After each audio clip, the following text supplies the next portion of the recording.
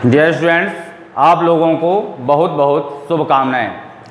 Dear students, आज हम लोग चर्चा करेंगे गॉस प्रमेय के अनुप्रयोग नंबर 2 की। गॉस प्रमेय का अनुप्रयोग नंबर 2 क्या है स्टूडेंट्स? एक समान रूप से आवेशित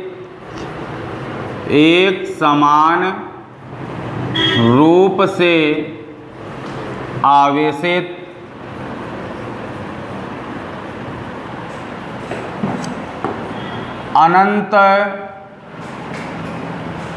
विस्तार की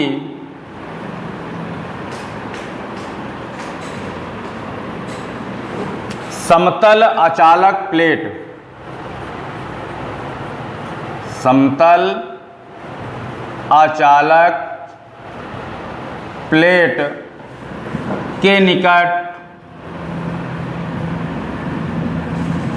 वैद्युत क्षेत्र की तीव्रता। तो डियर स्टूडेंट्स, आज हमारा टॉपिक है गॉस की प्रमेय का अनुप्रयोग नंबर 2। अनुप्रयोग नंबर 2 है क्या?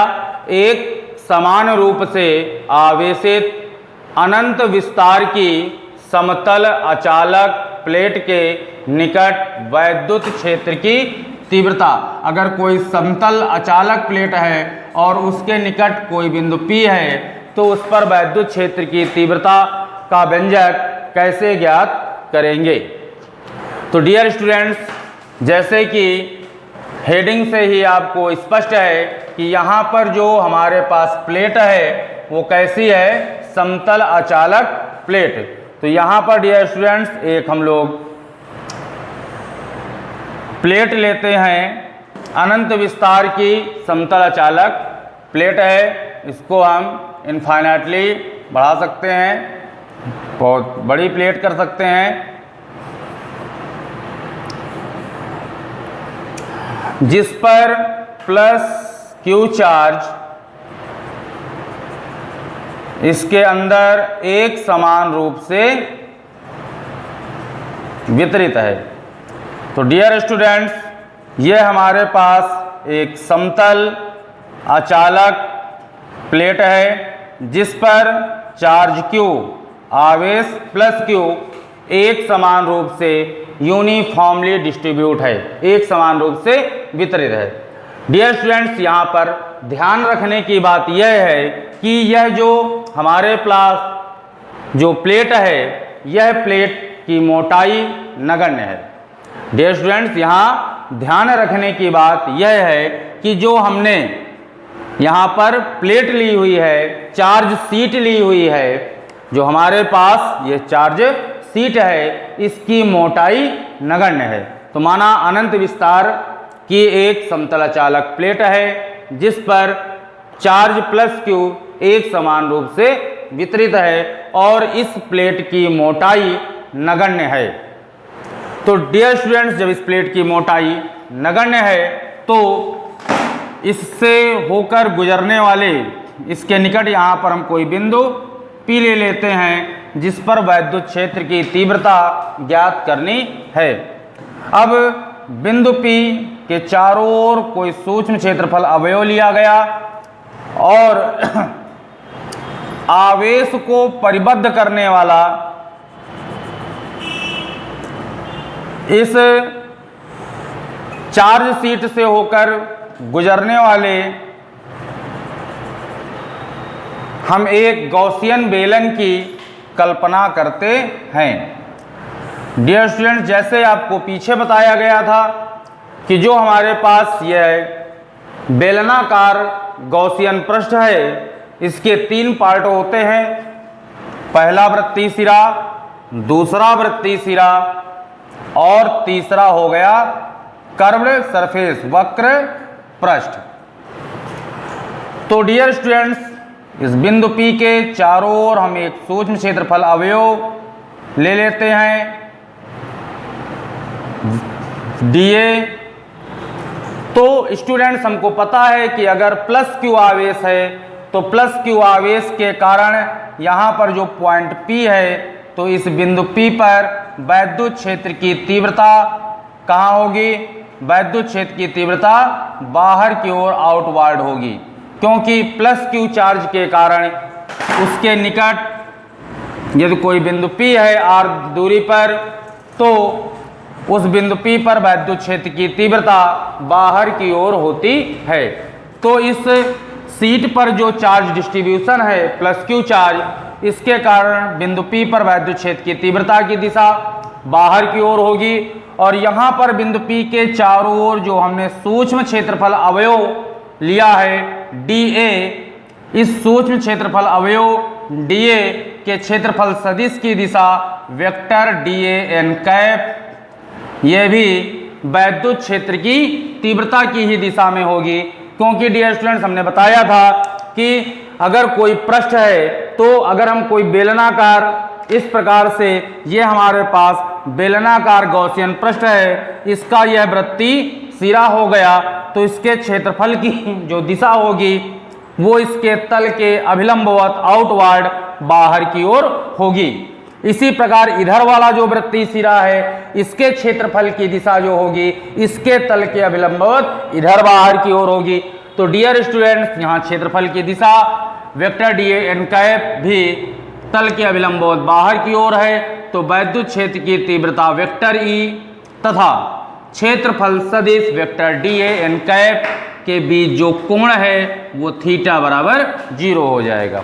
इसी प्रकार अगर इसके सम्मित कोई बिंदु P डैश इधर लिया जाए, तो यहाँ भी अगर इसके चारों ओर कोई सूक्ष्म क्षेत्रफल अवयव dA लिया जाए, तो इसके भी क्षेत्रफल की जो दिशा होगी वेक्टर dA n कैप, वो भी इसके तल के अभिलंबवत बाहर की ओर होगी।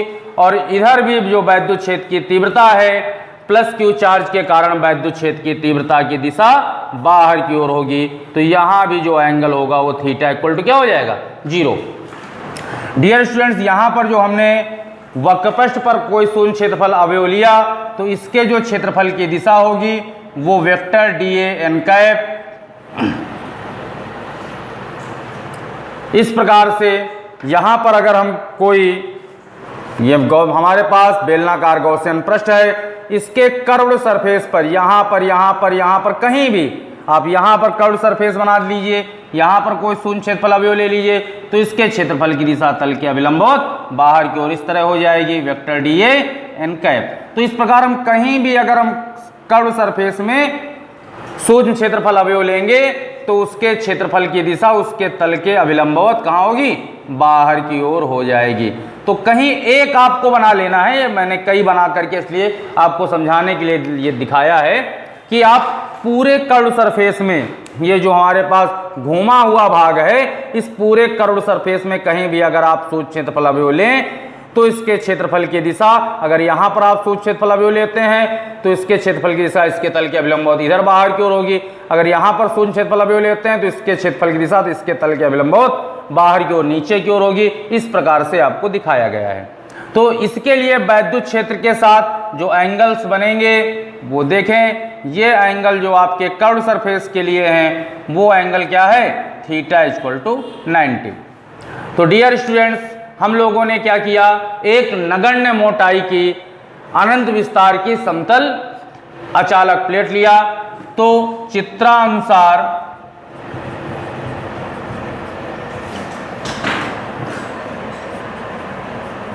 नगण्य मोटाई की एक समतल अचालक प्लेट पर माना प्लस Q आवेश एक समान रूप से वितरित है।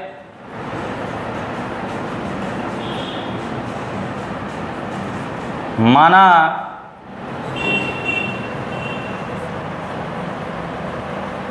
प्लेट के लिए पृष्ठीय आवेश घनत्व sigma equal to Q by A. क्योंकि डियर स्टूडेंट्स हमको पता है कि जब कोई आवेश किसी पृष्ठ पर एक समान रूप से वितरित होता है, जब कोई आवेश किसी पृष्ठ पर एक समान रूप से वितरित होता है तो इस प्रकार के चार्ज डिस्ट्रीब्यूशन को, इस प्रकार के आवेश वितरण को हम पृष्ठीय आवेश वितरण कहते हैं। और एकांक पृष्ठीय क्षेत्रफल पर उपस्थित आवेश की मात्रा, एकांक पृष्ठीय क्षेत्रफल पर इस जो सीट है, इस सीट के एकांक पृष्ठीय क्षेत्रफल पर उपस्थित आवेश की मात्रा को पृष्ठीय आवेश घनत्व कहते हैं। तो डियर स्टूडेंट्स, माना प्लेट के पृष्ठीय आवेश, माना प्लेट के पृष्ठीय आवेश घनत्व, माना प्लेट का कर देते हैं यहाँ पर, माना प्लेट का पृष्ठीय आवेश घनत्व sigma equal to Q by A है। तब क्यू इनसाइड,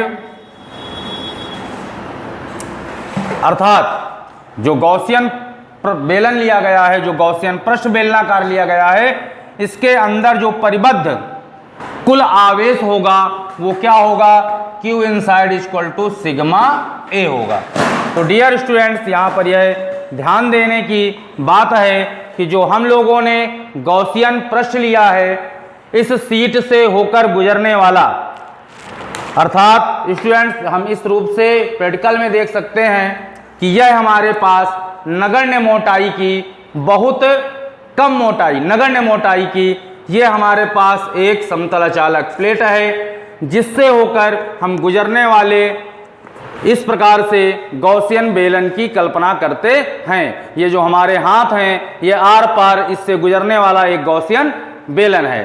तो इस गॉसियन बेलन से जो परिबद्ध अंदर आवेश है, इस गॉसियन बेलन से जो परिबद्ध अंदर आवेश है वो क्यू इनसाइड कहलाएगा।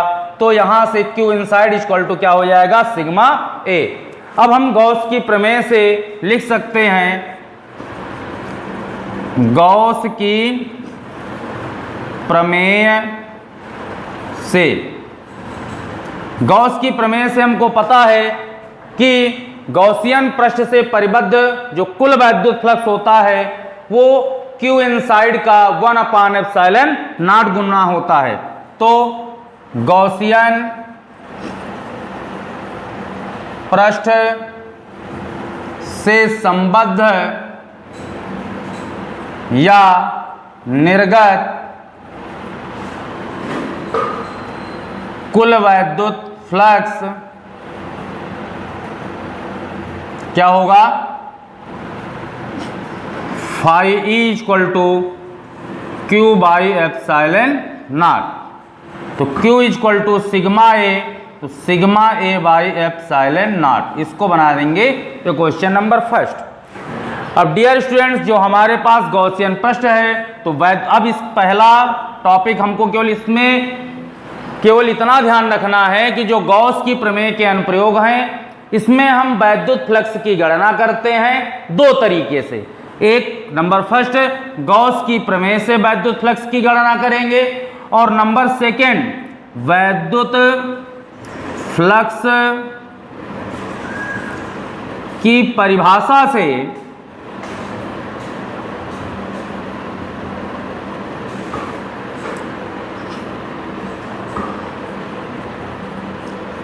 गॉसियन पृष्ठ से निर्गत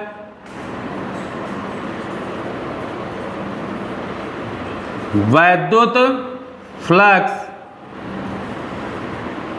फाई ई इक्वल टू, अब यहां पर चूंकि इस गॉसियन पृष्ठ में मैंने बताया कि अगर बेलनाकार गॉसियन पृष्ठ है तो उसके तीन भाग होते हैं, पहला वृत्तीय सिरा, दूसरा वृत्तीय सिरा और तीसरा हो गया आपका वक्र पृष्ठ। तो phi E1 plus phi E2 plus phi E3, तीनों जो भाग हैं, दो वृत्तीय सिरा और एक हमारा क्या हो गया, वक्र पृष्ठ। तो बेलन में चूंकि 3 भाग होते हैं, 2 वृत्तीय सिरा और एक वक्र पृष्ठ, तो इन तीनों भागों से जो निकलने वाला वैद्युत फ्लक्स है उसको क्या करेंगे, ऐड कर लेंगे, तो गॉसियन पृष्ठ से निर्गत कुल वैद्युत फ्लक्स हमको मिल जाएगा। तो गॉसियन पृष्ठ से निर्गत वैद्युत flux phi E equal to dear students क्या होगा, phi E1 plus phi E2 plus phi E3। तो स्टूडेंट्स यहां पर हम देखें फाई E1, अब हमको चूंकि पता है परिभाषा से फाई E इक्वल टू क्या होता है, whole integration vector E dot vector dA। तो यहां पर हम क्या कहेंगे, यहां पर थीटा हमारे पास क्या है 0, तो फाई E1 बराबर क्या होगा, whole integration E dA cos 0।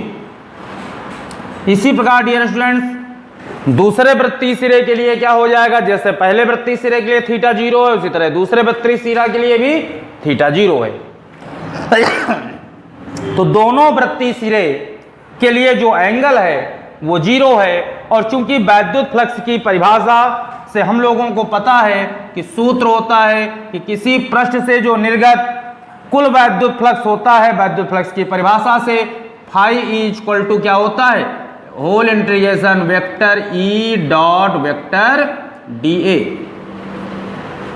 अर्थात ई dA cos थीटा, because vector A dot vector B equal to A B cos theta. तो डियर स्टूडेंट्स जो पहला हमारे पास वृत्तीय सिरा है इससे संबद्ध वैद्युत flux phi E equal to E dA cos 0, इसी तरह जो दूसरा वृत्तीय सिरा है इससे भी संबद्ध वैद्युत फ्लक्स क्या हो जाएगा, होल इंटीग्रेशन ई dA cos 0, और जो तीसरा हमारे पास कर्व सरफेस है इसके लिए थीटा हमारे पास क्या है, थीटा 90, तो ई dA cos 90 की वैल्यू 0, इसलिए तीसरा जो वक्र पृष्ठ है उससे परिबद्ध जो निर्गत वैद्युत फ्लक्स होगा वो क्या हो जाएगा, शून्य हो जाएगा। तो चाहे आप डायरेक्ट 0 लिख दें या यहां पर आप दिखा सकते हैं होल इंटीग्रेशन ई dA cos 90। तो यहां से आपको मिल गया phi E equal to cos 90 की वैल्यू 0 है, तो ये आपका 0 हो जाएगा, ये आपका ई dA हो जाएगा, और ये भी आपका क्या आ जाएगा, ई dA। तो डियर स्टूडेंट्स यहां पर हमारा ई बाहर आ जाएगा, और whole integration dA equal to क्या होता है, a, तो ये आ जाएगा ई ए। इसी प्रकार यहां भी क्या आ जाएगा, ई ए।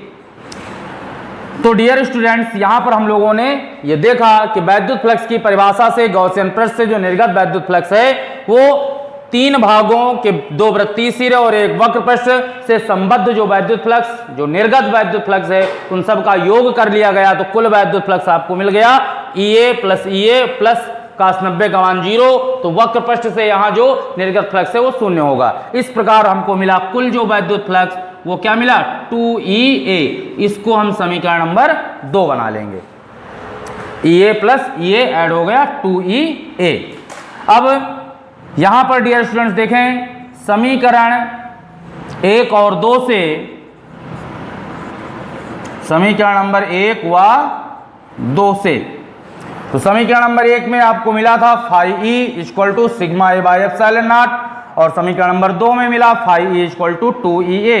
चूंकि ये दोनों फ्लक्स गॉसियन पृष्ठ से ही निर्गत हैं, अतः दोनों फ्लक्स समान होंगे, तो यहां पर आपको मिलेगा 2EA equal to sigma A upon epsilon naught. A से ए कैंसिल हो जाएगा, तो E बराबर सिग्मा अपॉन 2 एप्सिलॉन नॉट। इस प्रकार डियर स्टूडेंट्स हम लोगों ने सीखा कि अगर अनंत विस्तार की कोई एक समान रूप से आवेशित अचालक प्लेट है तो उसके निकट वैद्युत क्षेत्र की तीव्रता का व्यंजक, अगर अनंत विस्तार की कोई समतल अचालक प्लेट है एक समान रूप से आवेशित है तो उसके निकट कोई बिंदु अगर P है तो उस बिंदु P पर वैद्युत क्षेत्र की तीव्रता के लिए व्यंजक E बराबर सिग्मा अपॉन 2 एप्सिलॉन नॉट होता है, तो उसके निकट वैद्युत क्षेत्र की तीव्रता E बराबर सिग्मा अपॉन 2 एप्सिलॉन नॉट होती है। उसके लिए डियर स्टूडेंट्स हम लोगों ने क्या किया था कि अनंत विस्तार की एक समतल चालक प्लेट लिया जिसके निकट कोई बिंदु P पर वैद्युत क्षेत्र की तीव्रता ज्ञात करना है, उससे होकर गुजरने वाले गॉसियन बेलन की कल्पना की। और इस गॉसियन पृष्ठ पर 3 भाग होते हैं, 2 वृत्तीय सिरा और एक वक्र पृष्ठ। तो इस प्रकार से इस गॉसियन पृष्ठ से जो परिबद्ध हमारे पास कुल आवेश Q है, Q inside equal to sigma A. तो गॉस की प्रमेय से हमने फ्लक्स की गणना की, phi E equal to Q upon epsilon naught से sigma A by epsilon naught. तथा दूसरी बात, वैद्युत फ्लक्स की परिभाषा से ही हम इसी फ्लक्स की गणना करते हैं। फाई E इक्वल टू तीनों जो भाग हैं, 2 वृत्तीय सिरा और एक वक्र पृष्ठ, उनसे निर्गत फ्लक्सों को ऐड कर लेते हैं। तो कुल फ्लक्स हमारे पास आया यहाँ थीटा 0, यहाँ थीटा 0 और वक्र पृष्ठ के लिए थीटा 90 है। तो फाई E वैद्युत फ्लक्स की परिभाषा से हमको पता है किसी पृष्ठ से निर्गत कुल वैद्युत flux phi E equal to vector E dot vector dA होता है। तो phi E equal to whole integration vector E dot vector dA से फाई E1 इक्वल टू हो जाएगा whole integration E dA cos 0, क्योंकि यहाँ थीटा 0 है। इसी प्रकार यहाँ भी थीटा 0 है, तो यहाँ भी हो जाएगा whole integration E dA cos 0 और यहाँ हो जाएगा whole integration E dA cos 90, क्योंकि वक्र पृष्ठ के लिए कोण हमारा कितना है 90 है। तो E इंटीग्रेशन से बाहर आ जाएगा और हमको पता है डियर स्टूडेंट्स इंटीग्रेशन dx बराबर x होता है। तो उसी तरह इंटीग्रेशन dA बराबर क्या आ जाएगा 1। तो cos 0 का मान 1 होता है, तो E dA cos 0 की वैल्यू हो गई EA। इसी प्रकार यहाँ भी आ जाएगा EA और cos 90 का मान यहाँ 0, तो ये 0 हो जाएगा। तो EA प्लस EA जुड़ के हो जाएगा 2EA। इस समीकरण नंबर 1 और 2 से इन दोनों को हमने इक्वल किया और यहाँ से हमने वैद्युत क्षेत्र की तीव्रता E equal to sigma upon 2 epsilon naught ज्ञात की। डियर स्टूडेंट्स, इसी के आगे हम लोग पढ़ेंगे अगर अचालक की जगह पर चालक प्लेट है तो फिर हम वैद्युत क्षेत्र की तीव्रता का व्यंजक कैसे ज्ञात करेंगे। तो गॉस प्रमेय के अनुप्रयोग नंबर 3। तो गॉस प्रमेय के अनुप्रयोग में अनुप्रयोग नंबर आज हम 3 पढ़ने जा रहे हैं। तो गॉस प्रमेय का अनुप्रयोग नंबर 3 हमारे पास, ये स्टूडेंट देखें क्या होगा, applications of Gauss theorem part 3। तो इसमें डियर स्टूडेंट्स हम लोग अचालक की जगह पर चालक प्लेट लेंगे। तो डियर स्टूडेंट्स, अगर हमारे पास कोई अचालक प्लेट के स्थान पर चालक प्लेट दे दी जाए तो चालक प्लेट के निकट वैद्युत क्षेत्र की तीव्रता ज्ञात करना। डियर स्टूडेंट्स, ये हमारा तीसरा पार्ट है गॉस प्रमेय के अनुप्रयोग का पार्ट नंबर 3, चालक प्लेट के निकट वैद्युत क्षेत्र की तीव्रता ज्ञात करना। डियर स्टूडेंट्स, यहाँ पर हमारे पास यह एक चालक प्लेट है, नगण्य मोटाई की यह एक चालक प्लेट है। तो चालक प्लेट पर जो दिया गया आवेश होता है वो इसके बाहरी पृष्ठ पर, प्लेट के बाहरी पृष्ठ पर एक समान रूप से इस प्रकार से वितरित हो जाता है। तो डियर स्टूडेंट्स, अगर हम इस आवेश को, चार्ज को परिबद्ध करना चाहें तो इसको परिबद्ध अगर हम करेंगे तो हम डियर स्टूडेंट्स देखते हैं कि इस प्रकार से ये 2 अचालक प्लेटों की तरह व्यवहार करने लगता है। तो एक अचालक प्लेट हमारे पास ये हो गई और दूसरी अचालक प्लेट ये हो गई। तो डियर स्टूडेंट्स, यहाँ पर ध्यान से देखने की बात यह है कि यह हमारे पास एक क्या है, चालक प्लेट है, नगण्य मोटाई की एक चालक प्लेट है जिस पर प्लस क्यू आवेश एक समान रूप से वितरित है। तो चित्रानुसार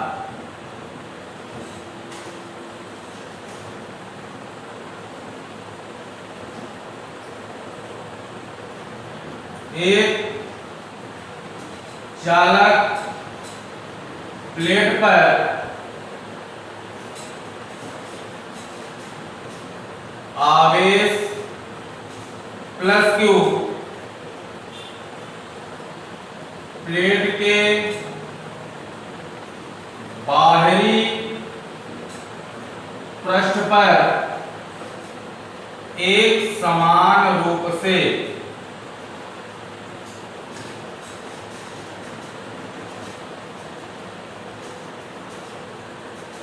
वितरित है। यदि बाहरी पृष्ठ के आवेश को परिबद्ध किया जाए तो यह दो अचालक प्लेटों की भांति व्यवहार करता है।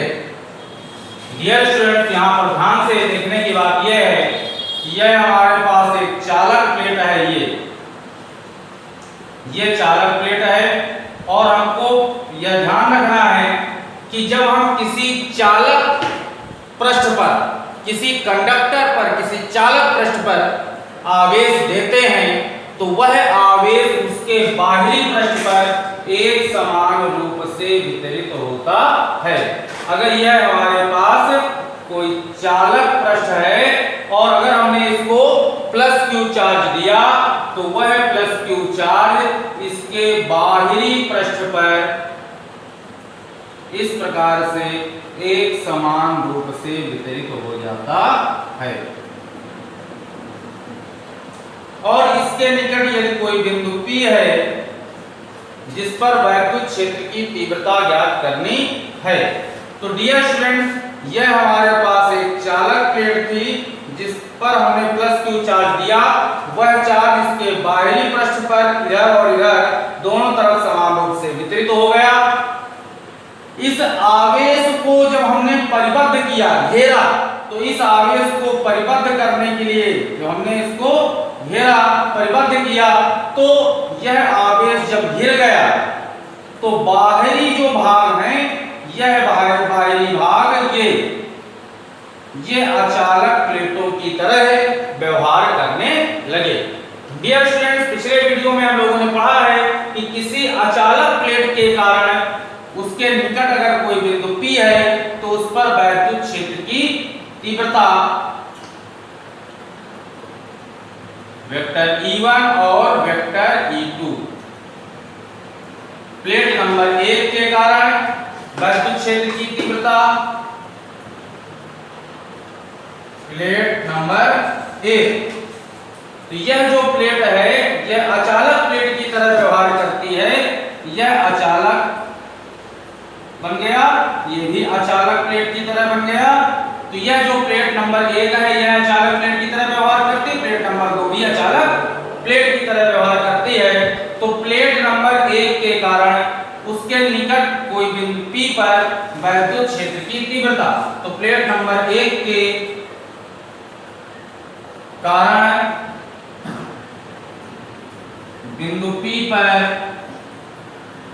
वैद्युत क्षेत्र E1 sigma upon 2 epsilon not. ये हमने पीछे के वीडियो में पढ़ा था कि अगर कोई अचालक प्लेट है तो उसके निकट अगर कोई बिंदु P है तो उस पर वैद्युत क्षेत्र की तीव्रता की दिशा बाहर की ओर होती है और उसका परिमाण कितना होता है, सिग्मा अपान 2 एप्सिलॉन नॉट। तो इसी प्रकार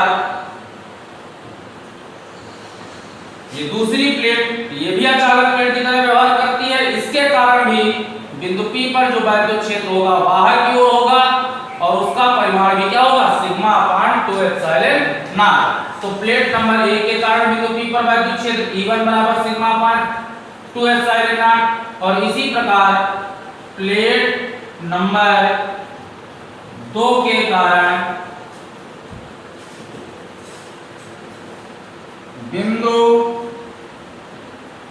P पर जैसे प्लेट नंबर 1 के कारण यह चालक प्लेट की तरह व्यवहार करती है, तो उसके निकट अगर कोई बिंदु P है तो वैद्युत क्षेत्र की तीव्रता बाहर की ओर होगी, जिसका परिमाण सिग्मा अपान 2 एप्सिलॉन नॉट होगा। उसी प्रकार यह प्लेट नंबर 2 भी अचालक प्लेट की तरह व्यवहार करेगी और इसके निकट भी अगर कोई बिंदु P लिया गया है तो उस पर वैद्युत क्षेत्र की तीव्रता बाहर की ओर उसी दिशा में वेक्टर E2 और इसका भी परिमाण E2 बराबर सिग्मा अपान 2 एप्सिलॉन नॉट होगा।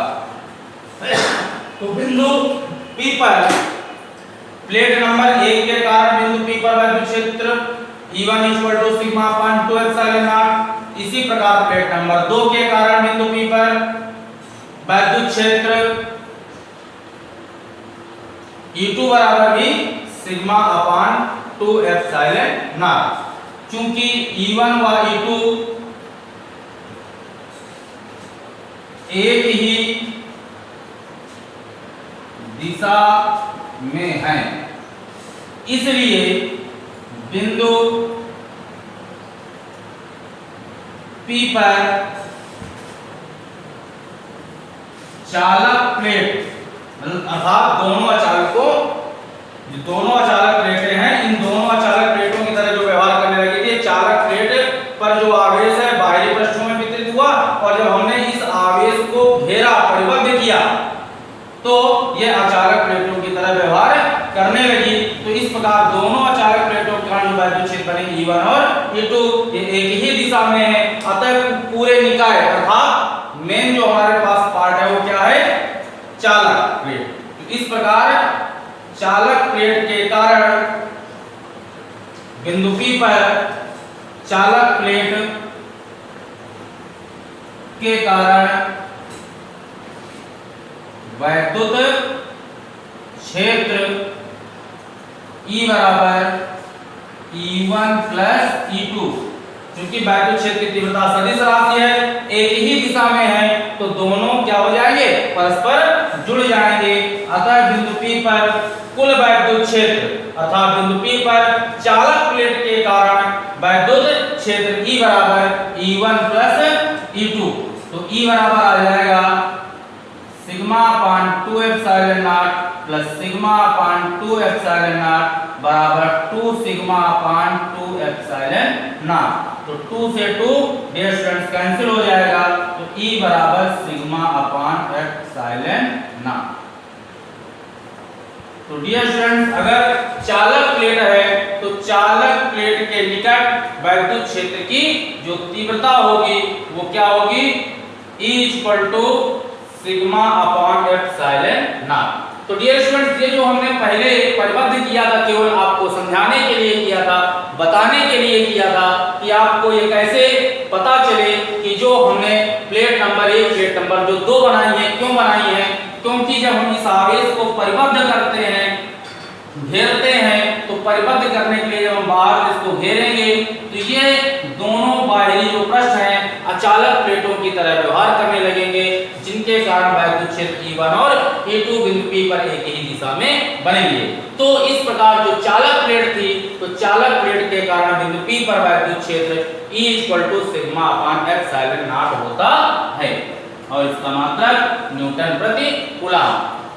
डियर स्टूडेंट्स इस व्यंजक को हम इस फिगर की सहायता से भी कर सकते हैं कि अगर यह कोई चालक पृष्ठ है जिस पर प्लस क्यू आवेश एक समान रूप से वितरित है, इसके निकट यहाँ पर हमने कोई बिंदु P लिया, तो बिंदु P के चारों ओर कोई सूक्ष्म क्षेत्रफल अवयव ले लेंगे dA, और जो सूक्ष्म क्षेत्रफल अवयव dA है इसके क्षेत्रफल की दिशा वेक्टर dA n कैप बनाएंगे, और चूंकि यहाँ पर आवेश प्लस क्यू है तो वैद्युत क्षेत्र की तीव्रता भी इसी दिशा में बाहर की ओर हो जाएगी। तो डियर स्टूडेंट्स इस प्रकार से देखें कि जो यहाँ पर हमारे पास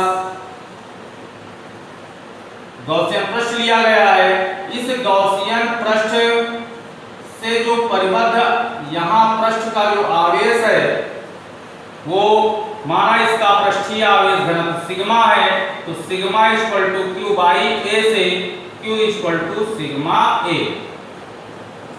तो अंदर चूंकि डियर स्टूडेंट्स अंदर देखें इस गॉसियन पृष्ठ के अंदर कोई आवेश नहीं है, अंदर यहाँ पर Q0 है, तो जब अंदर Q0 है तो यहाँ पर अंदर तो वैद्युत क्षेत्र शून्य होता है।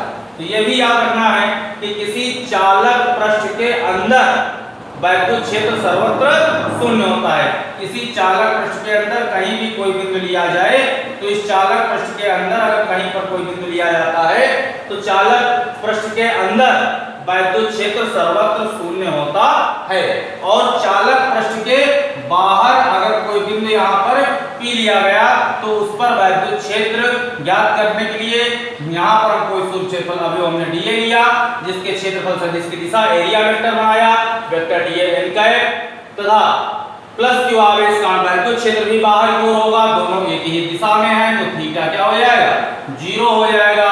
अतः गॉसियन पृष्ठ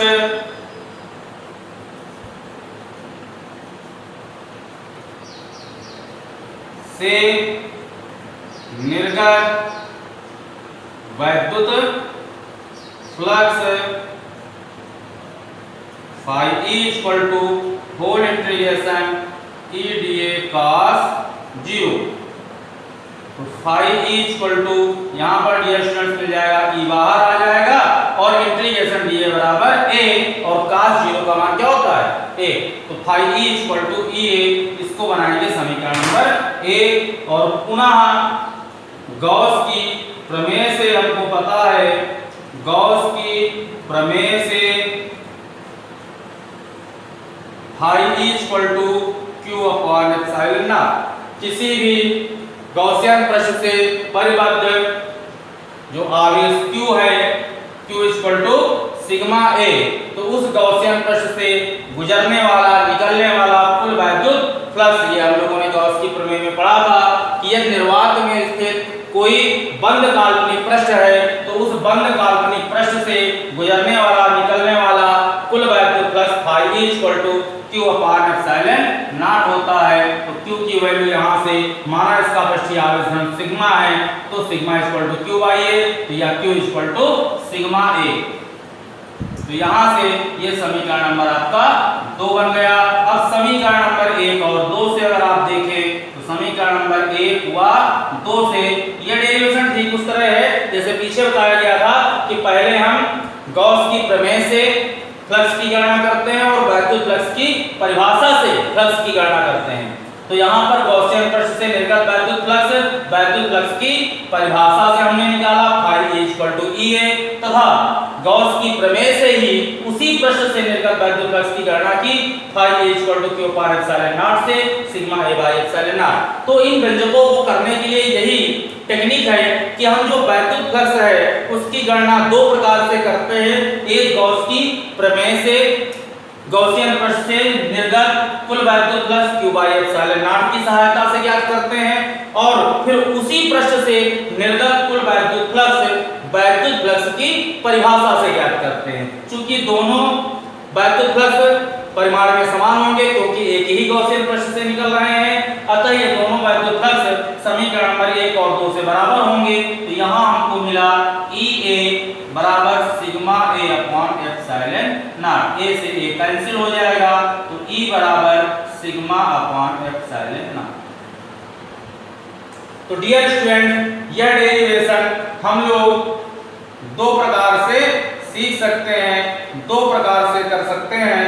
एक पार्ट आपको इधर बताया गया और इसका सेकंड जो तरीका है वो इधर बताया गया कि इस प्रकार से भी आप चालक प्लेट के निकट किसी बिंदु P पर वैद्युत क्षेत्र की तीव्रता ज्ञात कर सकते हैं। एक ये भी तरीका है और एक ये भी तरीका है, जैसे आपको अच्छा लगे उसके अनुसार आप सीख सकते हैं। धन्यवाद डियर स्टूडेंट्स, धन्यवाद। आप लोगों को नेक्स्ट अगले वीडियो में पुनः अगले नए अनुप्रयोग के बारे में जानकारी दी जाएगी। धन्यवाद।